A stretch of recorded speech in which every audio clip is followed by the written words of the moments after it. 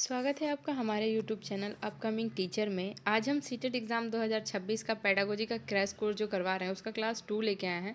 बीच में किसी कारण से एक क्लास डाल के रुक गया था, लेकिन अब ये क्लास कंटिन्यू 7 डेज़ तक आएगा और सारे प्रश्न यहीं से आएंगे। बहुत ज़्यादा इंपॉर्टेंट है, तो आप वीडियो को पूरा देखें, समझें। जो भी ना समझ में ना आए उसके लिए कमेंट करें और चैनल को सब्सक्राइब ज़रूर करें। आपको पता है कि एग्ज़ाम 7 या 8 फरवरी दोनों दिन होने वाला है। तो चलिए वीडियो को शुरू करते हैं। ये सारे टॉपिक्स हैं जो हमको 7 दिन में कवर करने हैं। पहला टॉपिक चाइल्ड डेवलपमेंट हम कवर कर चुके हैं। आज हम लर्निंग के बारे में पढ़ेंगे। आगे बढ़ते हैं। इंट्रोडक्शन ऑफ लर्निंग मतलब कि अधिगम के बारे में पढ़ रहे हैं। लर्निंग को हिंदी में बोलते हैं अधिगम। अधिगम पहला क्या है? पहला क्या लिख रहा है कि अधिगम एक ऐसी प्रक्रिया है जिसके द्वारा व्यवहार में स्थायी परिवर्तन आता है। अधिगम क्या है? कोई भी बोलता है ना अधिगम, लर्निंग क्या है, तो आसान भाषा में समझे ना, तो जब कोई इंसान नया ज्ञान, नई समझ या नया कुछ व्यवहार सीखता है ना, उसी को हम अधिगम कहते हैं। और उसके बाद उसके व्यवहार में परिवर्तन आता है, उसका असर उसके काम में, उसके सोच पर दिखाई पड़ता है, तो उसी को हम आसान भाषा में क्या बोल देते हैं? अधिगम बोल देते हैं कि अधिगम है। बच्चा सीख रहा है, सीखना आम भाषा में समझे तो सीखने की प्रक्रिया को हम क्या बोलते हैं? अधिगम बोलते हैं। अधिगम अनुभव और अभ्यास के कारण होता है। बिल्कुल सही बात है। अधिगम किस पे होता है? अनुभव और अभ्यास पे। देखिए, जब बच्चा चलना सीखता है तो वो क्या है? अधिगम। अधिगम है। वो चलना सीख रहा है तो अधिगम है। लेकिन वो चलना सीख गया, उसके बाद वो कभी चलना नहीं भूलता है, तो वो अनुभव उसका हुआ ना। फिर देखिए, मान लीजिए कि अगर कोई बच्चा मैथ सॉल्व कर रहा है तो वो क्या है? मैथ सॉल्व करना सीख रहा है तो वो क्या है? अधिगम है। कोई व्यक्ति साइकिल चलाना सीखता है तो वो क्या है? अधिगम है। तो केवल शारीरिक वृद्धि को ही अधिगम नहीं कहते, मतलब कोई शरीर से जो चीज़ सीख रहे हैं हम उसी को अधिगम नहीं कहते हैं। अगर कोई चीज़ मान लीजिए कि दिमाग से भी तो बहुत कुछ सीखते हैं। जैसे हमने फ़ोन चलाना सीख लिया तो वो शरीर तो नहीं सीखा, माइंड इस चीज़ को कैप्चर कर लिया कि ये पावर बटन हो गया, ये स्टार्ट बटन हो गया, यहाँ से ये यूट्यूब वीडियो खुलेगा, तो वो सब क्या हो गया? अधिगम हो गया। अधिगम अनुभव के कारण होता है और परिपक्वता के कारण नहीं। अधिगम जो है वो अनुभव के कारण होता है। ये नहीं कि आप ज़्यादा मैच्योर हैं तो आप ज़्यादा सीख रहे हैं, ज़्यादा बड़े हैं तो, और कम बड़े हैं, कम छोटे हैं तो आप नहीं सीख रहे, ऐसा कुछ नहीं है। तो अधिगम क्या है कि यह अनुभव से होता है, मतलब खासकर कोई चीज़ जिसको हम देख रहे हैं या सुन रहे हैं, और इसमें परिवर्तन आता है हमेशा। अधिगम में क्या होता है? हमेशा परिवर्तन होता है। ज्ञान में, व्यवहार में, सीखने के स्किल्स में हमेशा परिवर्तन आता रहता है। यह स्थायी होता है और थोड़े समय के लिए नहीं। ये क्या है? कोई भी चीज़ हम सीख गए, अब कोई भी बच्चा मैथ्स बनाना सीख गया, या फिर मान लीजिए साइकिल चलाना सीख गया, या फिर बच्चा चलना सीख गया, बोलना सीख गया, तो वो उस चीज़ को तो नहीं भूलता ना। तो वो क्या होता है? ये एक स्थायी चीज़ हो जाता है।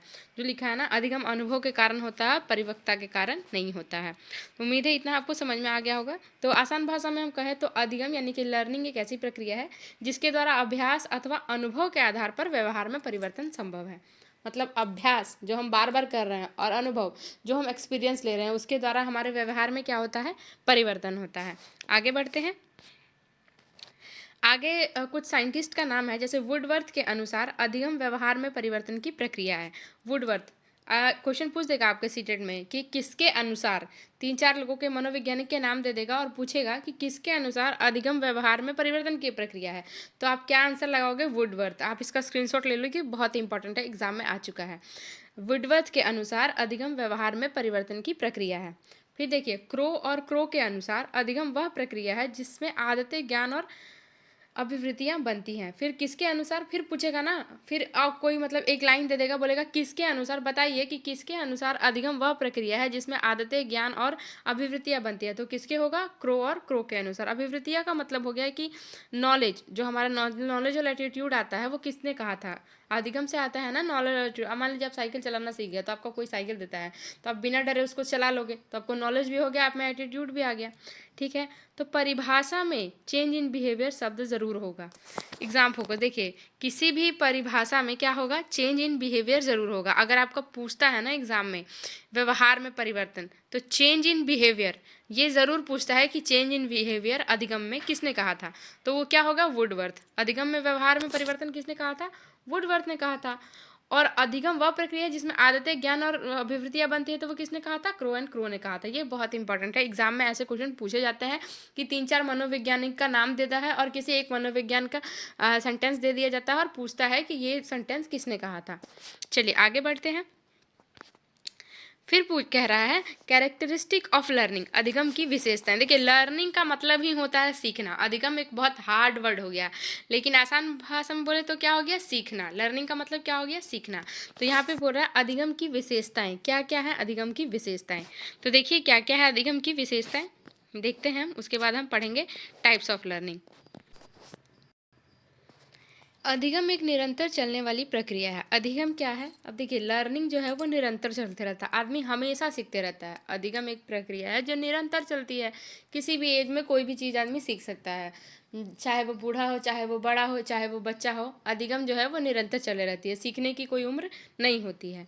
अधिगम जीवन भर चलता है, फिर वही है कि अधिगम जो है वो जीवन भर चलता है, सीखने का कोई एक एज नहीं होता है, कोई लिमिट समय नहीं होता है। अधिगम व्यवहार में परिवर्तन लाता है, और जब भी हम कोई चीज़ सीखते हैं तो उससे क्या होता है, हमारे व्यवहार में परिवर्तन आता है। अधिगम अनुभव पर आधारित होता है, और लर्निंग किस पे बेस्ड होता है, एक्सपीरियंस पे। किसी भी चीज़ को हम सीखे तो वो क्या हुआ, हमारा एक्सपीरियंस हुआ। अधिगम क्या है, वो जीवन भर चलता है, इंसान बचपन से बुढ़ापे तक सीखता ही रहता है, और वो क्या है, जीवन भर चलते रहता है। और वो एक अनुभव पे आधारित होता है, किसी भी चीज़ को सीखते हैं तो उसका हम एक्सपीरियंस करते हैं। अधिगम लक्ष्य उन्मुख होता है। Learning is goal oriented, learning क्या होता है, हमेशा पूछेगा ना, पूछेगा कि क्या गोल ओरिएंटेड होता है, ऐसा भी क्वेश्चन पूछ सकता है, तो आंसर क्या होगा, लर्निंग, अधिगम होगा। यदि प्रश्न में टेम्पररी चेंज दिया है तो यह अधिगम नहीं होगा। और देखिए किसी भी चीज़ को कुछ वक्त के लिए बदलता लिख देगा तो वो क्या होगा, वो अधिगम नहीं होगा। अब अगर ऐसे भी क्वेश्चन में पूछ ले रहा है ना कि हमारे व्यवहार में परिवर्तन कुछ वक्त के लिए हुआ, तो वो क्या होगा, तो वो अधिगम तो बिल्कुल नहीं होगा, वो क्या होगा, अधिगम नहीं होगा। अधिगम व्यक्तिगत होता है। अधिगम क्या होता है, इसमें सीखने वाले की भागीदारी ज़रूरी होती है। अगर हम लर्निंग कर रहे हैं तो उसमें सीखने वाले की भागीदारी बहुत ज़रूरी होती है। अधिगम उद्देश्यपूर्ण होता है, हम किसी भी लक्ष्य या ज़रूरत के लिए सीखते हैं तो वो क्या होता है, उद्देश्यपूर्ण होता है। देखिए अनुभव से होने वाला स्थायी परिवर्तन ही अधिगम है। अगर टेम्पोररी चेंज कर रहा है, अस्थायी परिवर्तन कह रहा है, तो वो अधिगम नहीं होगा। अगर अस्थायी परिवर्तन कह रहा है तो वो क्या होगा, अधिगम नहीं होगा। ऐसा आपका फ्री में प्रिपरेशन यूट्यूब पे कोई नहीं कराएगा। अगर ये सारे पेडागोजी के कोर्स आप 7 डेज तक करके जाओगे तो 100% मैं गारंटी देती हूँ कि आपका 75 मार्क्स पेडागोजी में कहीं नहीं गया। और उसके अलावा आप पैसेज कर लेते हो और थोड़ा बहुत अपना सब्जेक्ट देख लेते हो तो आराम से आप 100+ स्कोर कर लोगे। चलिए आगे बढ़ते हैं। टाइप्स ऑफ अधिगम यानी टाइप्स ऑफ लर्निंग, अधिगम के प्रकार हमें पढ़ना है आगे। अधिगम के प्रकार कि अधिगम के कौन कौन से प्रकार होते हैं। तो पहला क्या है, मोटर अधिगम। देखिए लिखा हुआ है मोटर लर्निंग, जिसको हम लोग क्या बोलते हैं हिंदी में, क्रियात्मक, ऐसे बोल सकते हैं, क्रियात्मक अधिगम यानी क्रियात्मक लर्निंग। मतलब जिससे जो हम क्रिया करके सीखते हैं, इसमें शारीरिक क्रियाएं शामिल होती हैं, जैसे लिखना, चलना। ये देखिए शॉर्ट में यहाँ पे लिखा हुआ है लेकिन मैं आपको समझा रही हूँ। मोटर अधिगम यानी क्रियात्मक, क्रियात्मक अधिगम, क्रियात्मक सीखना या मोटर लर्निंग। इसमें शारीरिक क्रियात्मक से ही क्लियर हो रहा है, क्रिया करके यानी कुछ करके सीखना, यानी कि इसमें शारीरिक क्रियाएं शामिल होती है। जो भी हम अपने शरीर से कार्य करके किसी चीज़ को सीखते हैं तो वो क्या होता है, मोटर लर्निंग होता है। जैसे साइकिल चलाना, लिखना, सीखना, चलना, तो ये सब क्या हो गया, मोटर लर्निंग। अब पूछ देगा ना मोटर लर्निंग क्या है, चाहे 4 ऑप्शन दे देगा, मोटर लर्निंग, वर्बल लर्निंग और संज्ञानात्मक अधिगम, और पूछ देगा और चारों के साथ में अलग अलग ऑप्शन लिख देगा और आपको मैच कराना रहता है, ऐसा भी क्वेश्चन पूछता है। फिर देखिए क्या है, मौखिक अधिगम यानी वर्बल लर्निंग। इसमें शब्दों और भाषाओं का प्रयोग होता है। वर्बल लर्निंग में क्या होता है, शब्दों और भाषाओं का प्रयोग होता है, यानी शब्द और भाषा का प्रयोग करके हम सीखते हैं। जैसे मान लीजिए ना, कोई कविता याद किए तो वो क्या हो गया, हमारा वर्बल लर्निंग हो गया। हम किसी शब्द या भाषा से कोई चीज़ सीखे। फिर क्या है, संज्ञानात्मक अधिगम, कॉग्निटिव लर्निंग। तो इसमें क्या होता है कि इसमें सोच समझ और समस्या का समाधान शामिल होता है, कि इसमें सोचना, समझना और याद करना शामिल होता है। मान लीजिए आप गणित सीखे, मैथ सीखे, ठीक है, तो उसका फॉर्मूला आप याद किए, तो इतिहास पढ़े तो उसका आप वो डेट याद किए, किस सन में, वो सब कुछ याद किए। तो जो भी चीज़ हम याद करके, सोच के, समझ के और समस्या का समाधान करके सीखते हैं वो क्या होता है, कॉग्निटिव लर्निंग होता है। मतलब किसी भी चीज़ को हम सोच रहे हैं, समझ रहे हैं, उसके बाद समस्या का समाधान करके सीख रहे हैं, तो वो होता है कॉग्निटिव। ये बिल्कुल, ये सब बहुत इंपॉर्टेंट है, अगर आप एक बार समझ लेंगे तो आपको याद करने का ज़रूरत नहीं पड़ेगा। चलिए आगे बढ़ते हैं। फिर क्या है, समझ पर आधारित कॉग्निटिव लर्निंग होता है। जैसे मैंने बताया कि कोई भी चीज़ हम सोच समझ के ना, अगर मैथ्स सीख रहे हैं तो उसका फॉर्मूला याद कर रहे हैं, फिर समझ पे उस फॉर्मूला को किसी भी क्वेश्चन में पुट करके उसको सॉल्व कर ले रहे हैं, तो वो क्या हो जाता है, कॉग्निटिव लर्निंग हो जाता है। फिर है सामाजिक अधिगम यानी सोशल लर्निंग। या दूसरों को देखकर सीखा जाता है। देखिए सोशल लर्निंग क्या है, आप बाहर समाज में निकलते हैं यानी बाहर निकलते हैं, तो देख रहे हैं ना कोई चीज़, कोई पेड़ लगा रहा है तो उसका देखा-देखी हम भी पेड़ लगा रहे हैं। तो ये जो दूसरे को, और बच्चे जो है बड़ों का नकल करके सीखते हैं कि अगर वो उससे अच्छा से बात, ये कोई ज़रूरी नहीं है कि लर्निंग अच्छा ही होता है, लर्निंग खराब भी होता है, खराब चीज़ भी सीखता है। कोई किसी को मारा-मारी करता देख के मारा-मारी सीख जाता है। तो वो क्या है, वो क्या हो जाता है, सोशल लर्निंग होता है। बच्चे बड़ों का नकल करते हैं, ये दूसरों को देख के सीखा जाता है, वो क्या हो जाता है, सोशल लर्निंग होता है। आगे बढ़ते हैं। फिर है अधिगम का स्थानांतरण यानी ट्रांसफर ऑफ लर्निंग। ये भी बहुत इंपॉर्टेंट है और एग्जाम में बहुत ज़्यादा पूछा गया है। तो क्या क्या है, जब एक सीखा हुआ ज्ञान दूसरे ज्ञान में सहायक हो तो उसे अधिगम का स्थानांतरण कहते हैं। कोई भी ज्ञान हम सीख लेते हैं, कोई भी चीज़ हम सीख लेते हैं, ठीक है, और फिर उसको हम, कहाँ गया, ये रहा, कोई भी चीज़ हम सीख लेते हैं। देखिए अधिगम का ट्रांसफ़र क्या हो गया, जब हम एक जगह की सीखी हुई चीज़ दूसरी जगह इस्तेमाल करते हैं तो उसे ही ट्रांसफ़र ऑफ लर्निंग कहते हैं। जैसे साइकिल चलाना सीखने के बाद हम वो स्कूटर चलाना आसान लगता है, सामान्य भाषा में समझे तो। अगर हम साइकिल चलाना सीख गए हैं ना तो हम लोग को स्कूटर या स्कूटी चलाना भी बहुत आसान लगेगा। या फिर मैथ सीखने के बाद हम फिजिक्स भी आराम से बना लेते हैं, या फिर मैथ्स का कोई फार्मूला सीखे, फिर हमको कोई भी क्वेश्चन मिला तो उस फार्मूला को पुट करके हम वो क्वेश्चन सॉल्व कर लिए। तो एक सीखा हुआ ज्ञान दूसरे कार्य में प्रयोग करना ही क्या हो जाता है, अधिगम का स्थानांतरण या ट्रांसफर ऑफ लर्निंग। तो इसका क्या क्या प्रकार है, पहला दिया हुआ सकारात्मक स्थानांतरण, जब पुराना ज्ञान को नए कार्य में जोड़ा जाए। जैसे स्थानांतरण सकारात्मक यानी पॉजिटिव, इसको हिंदी में इंग्लिश में देखिए पॉजिटिव ट्रांसफर क्या होता है। तो जब पुराना ज्ञान को नए चीज़ में जोड़ा जाए तो उसे क्या बोलते हैं, पॉजिटिव ट्रांसफर बोलते हैं या पॉजिटिव ट्रांसफर ऑफ लर्निंग बोलते हैं, ठीक है। उदाहरण के लिए गणित सीखने में भौतिकी की सहायता मिलती है। सेम चीज़ है कि मैथ सीखने में फिजिक्स का रोल है और फिजिक्स सीखने में मैथ का रोल है। जब हिंदी जानने के लिए संस्कृत सीखना आसान होता है।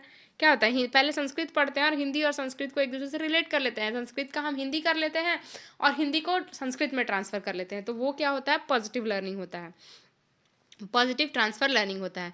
फिर क्या है, नकारात्मक स्थानांतरण यानी नकारात्मक स्थानांतरण लर्निंग, जब पुराना ज्ञान नए अधिगम में बाधा बने। अब नकारात्मक क्या हो गया, देखिए सकारात्मक क्या हो गया, जब पुराना ज्ञान नए ज्ञान में क्या करे, मदद करे। लेकिन पॉजिटिव नेगेटिव लर्निंग क्या हो गया कि जब पुराना ज्ञान नए अधिगम में बाधा बने, जैसे पहले से सीखी हुई चीज़ को सीखने में बाधा बने। अब अगर आपको कार चलाने की आदत है और ट्रैक्टर चलाने में गलती हो जा रही है, आपको ट्रैक्टर चलाने नहीं आ रहा क्योंकि दोनों का गियर और ब्रेक सब सिस्टम अलग होता है, तो वो क्या है, पहले का ज्ञान कार चलाने वाला ज्ञान आपको ट्रैक्टर चलाने में नहीं आया, तो वो क्या हो गया, जब पुराना ज्ञान नए अधिगम में बाधा बने तो उसको क्या बोलते हैं, नेगेटिव ट्रांसफर ऑफ लर्निंग बोलते हैं। और फिर एक क्या है हमारा, शून्य स्थानांतरण, जीरो ट्रांसफर, यानी कि जब पुराने ज्ञान का कोई प्रभाव ना पड़े। जीरो ट्रांसफर ऑफ लर्निंग क्या होता है कि जब पहले से सीखी हुई कोई चीज़ का असर ना पड़े। जैसे गाना सीखने में गणित का कोई असर नहीं है। अब मान लीजिए जब गाना सीख रहे हैं तो उसका मैथ से तो कोई लेना देना नहीं है, आप एक मैथ अलग सीख लिए और एक गाना अलग सीख लिए, तो वो क्या हो गया, जीरो ट्रांसफर ऑफ लर्निंग हो गया। ये बहुत इंपॉर्टेंट पॉइंट्स है और इन सारे पॉइंट्स से क्वेश्चन ज़रूर आते हैं, आप एक बार इसको ज़रूर समझने का प्रयास करें। चलिए आगे बढ़ते हैं। फिर है हमारा मोटिवेशन एंड लर्निंग, प्रेरणा और अधिगम। अब देखिए प्रेरणा और अधिगम क्या होता है, इसके बारे में हम जानेंगे। प्रेरणा और अधिगम, प्रेरणा अधिगम की कुंजी है, यानी मोटिवेशन क्या है, लर्निंग की कुंजी है। देखिए पहले समझते हैं ना प्रेरणा और अधिगम में क्या फ़र्क है, मोटिवेशन और लर्निंग में। तो अधिगम, मोटिवेशन क्या होता है, किसी कार्य को करने की इच्छा या कारण या उत्साह, अंदर से नहीं रहता लालसा कि हम दौड़ेंगे ही, हम साइकिल चलाएंगे ही, हम स्कूटी चलाएंगे ही, चाहे हम कुछ बनेंगे। तो वो क्या हो गया, अंदर से एक मोटिवेशन हो गया कि यह व्यक्ति का सीखने का काम करने के लिए उसे अंदर से कोई चीज़ प्रेरित कर रहा है, तो वो मोटिवेशन हो गया। और अधिगम क्या हुआ कि सीखने की प्रक्रिया का ज्ञान या कौशल प्राप्ति, मतलब किसी भी चीज़ को सीखना क्या होता है, अधिगम होता है। लेकिन सीखने के लिए अंदर से मोटिवेशन आना, वो क्या होता है, मोटिवेशन होता है। तो मोटिवेशन जो है अधिगम की कुंजी है। अगर अंदर से हमारे अंदर ये रहेगा ही नहीं कि हमें ये चीज़ सीखना है, मोटिवेशन अंदर से नहीं रहेगा तो हम तो कोई चीज़ सीख भी नहीं पाएंगे। तो आसान भाषा में समझे तो मोटिवेशन क्या हो जाएगा, सीखने की चाह, और लर्निंग क्या हो जाएगा, अधिगम, सीखा हुआ ज्ञान। तो जैसे मान लीजिए ना कि किसी भी चीज़ परीक्षा में अच्छा करने की अगर अंदर से इच्छा है ना, हमारे मन में अंदर से इच्छा है कि हम परीक्षा में अच्छा स्कोर करें, सीटेट में अच्छा स्कोर करें, तो वो क्या हो गया, प्रेरणा हो गया। और अगर पढ़ाई से मिला ज्ञान, जो भी पढ़ाई से हमें ज्ञान मिला, तो वो क्या हो गया, हमारा अधिगम हो गया, ठीक है। तो आपको ये चीज़ क्लियर हो गया होगा। अब देखिए यहाँ पे मोटिवेशन का 2 टाइप दिया हुआ है। एक दिया हुआ है आंतरिक प्रेरणा, आंतरिक मोटिवेशन, और दूसरा दिया हुआ है बाहरी प्रेरणा यानी बाहर का मोटिवेशन। तो क्या होता है इसके बारे में हम समझेंगे। आंतरिक प्रेरणा क्या होता है? जब सीखने की इच्छा भीतर से हो, वही जो मैंने बताया कि जब सीखने की इच्छा व्यक्ति की भीतर से हो, इसमें काम करने का रुचि या कोई भी आनंद संतोष अंदर से जो होता है, तो उसको ही हम क्या बोलते हैं? आंतरिक प्रेरणा या अंदर की मोटिवेशन बोलते हैं। इसमें किसी बाहरी पुरस्कार की आवश्यकता नहीं होती। मतलब हमको कोई नहीं कह रहा कि तुम पढ़ लोगे तो तुमको हम पैसा देंगे, चाहे तुम ये चीज़ कर लोगे तो तुमको ये चीज़ देंगे, चाहे तुम काम कर लोगे तो तुमको हम पुरस्कार देंगे, चाहे तुम नहीं करोगे तो तुमको हम दंड देंगे। तो वो चीज़ नहीं है, इसमें अंदर से खुद की इच्छा है, तो वो क्या होता है? आंतरिक मोटिवेशन होता है, जब सीखने की इच्छा भीतर से हो। और इसमें क्या है? ज्ञान प्राप्ति की खुशी, कि कोई भी चीज़ सीख लिए तो हमें खुशी है कि ये चीज़ हम सीख लिए। और एक क्या होता है? बाहरी प्रेरणा यानी बाहरी मोटिवेशन, जब पुरस्कार या दंड के कारण सीखना हो। जैसे होता है ना बच्चे को, आज तुम टेबल याद करके नहीं आए तो तुमको छड़ी से मारेंगे, तो वो तो बेचारा याद तो करेगा, लेकिन वो क्या करेगा? डर से करेगा कि हम नहीं याद करेंगे ना तुमको छड़ी पड़ेगा। तो वो क्या हो गया? उसको याद करने का अंदर से मोटिवेशन तो है, लेकिन क्यों है? छड़ी के डर से।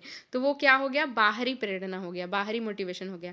अब होता है ना, तुम मेरा ये काम कर दोगे ना छत पे से, या फिर हम स्कूल में ही बोलते हैं कि तुम क्लास में जाओ डंडा खोज के ले आओ, तुमको आज चॉकलेट देंगे, तुम बच्चों को शांत करा के रखना, तुमको चॉकलेट देंगे। तो वो क्या है? वो बच्चों को शांत तो कराएगा, लेकिन इसलिए कराएगा ना कि उसको चॉकलेट मिलेगा, अंदर से उसको कोई मोटिवेशन नहीं है, वो बाहरी प्रेरणा है। तो उसी को हम क्या बोलते हैं? बाहरी प्रेरणा। आंतरिक प्रेरणा अधिक स्थायी अधिगम के कराती है, और कोई भी अधिगम जो है वो आंतरिक प्रेरणा से ही होता है।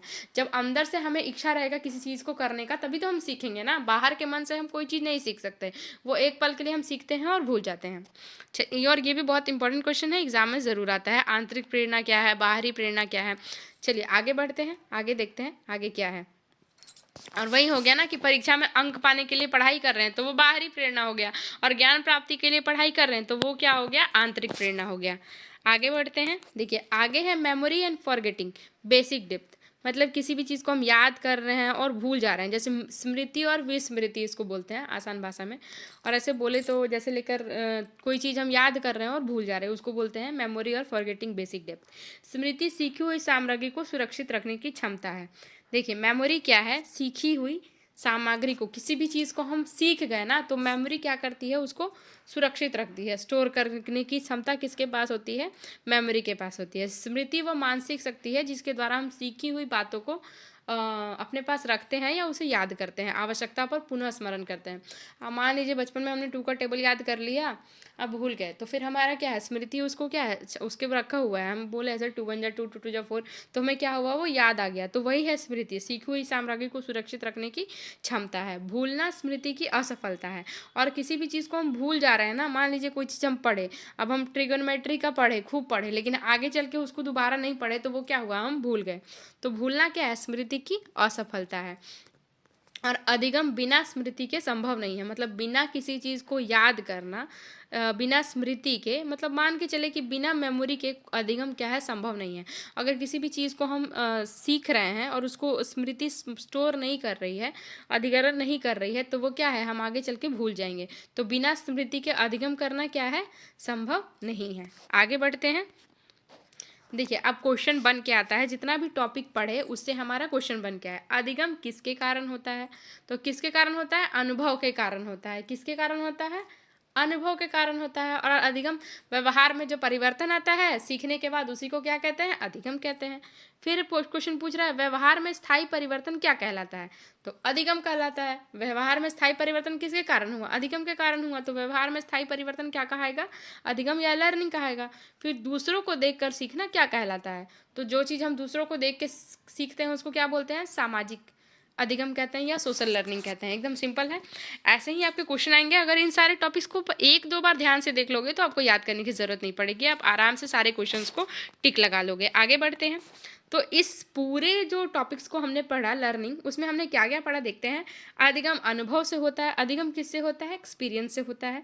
अधिगम व्यवहार में स्थायी परिवर्तन लाता है। अधिगम क्या करता है? हमारे व्यवहार में स्थायी परिवर्तन लाता है। और प्रेरणा अधिगम को अधिक प्रभावित बनाती है। मतलब अंदर से मोटिवेशन है कुछ करने का, तभी को तो हम सीखेंगे। तो प्रेरणा जो है वो अधिगम को क्या कहती है? अधिक प्रभावी बनाती है। ये सारे टॉपिक्स हम लोगों ने इस चैप्टर में कवर किया क्लास 2 लर्निंग में, और ये एग्जाम के पॉइंट ऑफ व्यू से बहुत बहुत इंपॉर्टेंट है। और देखिए, ये हमारा होमवर्क है, इसका आंसर आप कमेंट में ज़रूर बताइए। अधिगम और परिपक्वता में अंतर लिखिए। Right the difference between learning and maturation, मतलब कि आप अधिगम में और एक जो मैच्योरिटी आ गया उसमें क्या डिफरेंस है, वो आपको लिख के कमेंट में ज़रूर बताना है। बाकी अब हम इस क्लास को कंटिन्यू रखेंगे और 7 डे का जो हमने क्रैश कोर्स बनाया था उसको हम कंप्लीट कराएंगे। लास्ट में पूरे टेस्ट का एक एमसीक्यू भी ज़रूर लाएंगे, जो कि आपके एग्जाम के पॉइंट ऑफ व्यू से बहुत बहुत इंपॉर्टेंट है।